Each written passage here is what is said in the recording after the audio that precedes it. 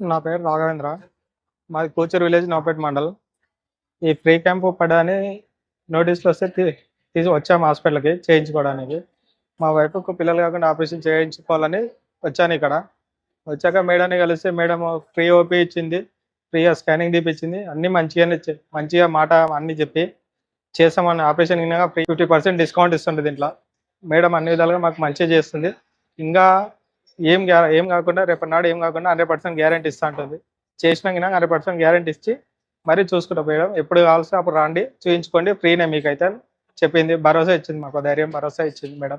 నా పేరు రేణుక, మా ఆయన పేరు రమేష్. నాకు బ్రెస్ట్ లో కొంచెం గడ్డలాగా ఉండేది, దానికోసం అని మేడం కన్సల్ట్ అయినాము. మేడం మంచిగా ఎక్స్ప్లెయిన్ చేసింది, దానికి సొల్యూషన్ చెప్పి టాబ్లెట్లు రాసి ఇచ్చింది. ఇంకోసారి కూడా వేరే వాళ్ళని కూడా తీసుకురావచ్చు, ఇక్కడ చూపించచ్చు ఎవరికి బాగాలేకుండా అని మంచిగానే చెప్పింది. ఆమె మా ఫ్రెండ్ గిడ ఎక్కడనే చూపించుకున్నది. ఆమె చెప్పింది ఇట్లా ఇక్కడ రాండి, ఇక్కడ మేడం మంచిగా చూస్తుంది, నాకు గిడ చూసింది అని అంటే ఆమె నుంచి మేము ఇక్కడ వచ్చినాం నిన్న.